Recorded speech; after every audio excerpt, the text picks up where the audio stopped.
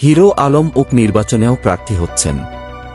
আলোচিত content creator Ashraful Hossain ওরফে hero Alam জানিয়েছেন তিনি ঝিনাইদহ ১ আসনে উপনির্বাচনে অংশ নিচ্ছেন। হিরো আলম বলেন, আমি সৎ এবং সাহসী মানুষ। সবাই চায় আমি যেন সংসদ সদস্য হয়ে সবার কথা বলি, সবার পাশে থাকি। তাই ঝিনাইদহ ১ আসনের উপনির্বাচনে অংশ নেব। সেইভাবে প্রস্তুতি চলছে আমার। ঝিনাইদহবাসী তাকে স্বাগত জানিয়েছেন। জানিয়ে হিরো আলম আরও বলেন, আমার এক বন্ধু কুমিল্লার একটি উপজেলা নির্বাচনে অংশ নিয়েছেন।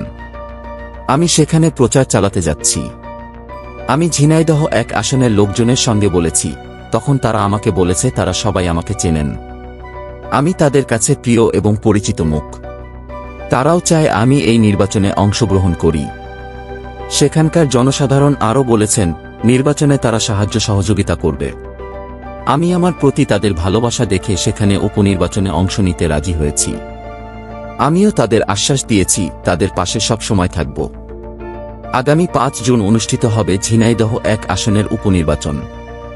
ঝিনাইদহ ১ আসনের সংসদ সদস্য আব্দুল হাইয়ের মৃত্যুতে আসনটি শূন্য হয়।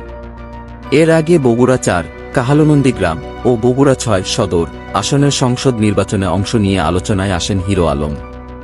তারপর চিত্রনায়ক আকবর হোসেন পাঠান ফারুক মারা যাওয়ার পর ঢাকা ১৩ আসনের উপনির্বাচনে অংশগ্রহণ করেছেন। এই আসনটি রাজধানীর গুলশান, বনানী, ভাসানটেক থানা ও সেনানিবাস এলাকা নিয়ে গঠিত।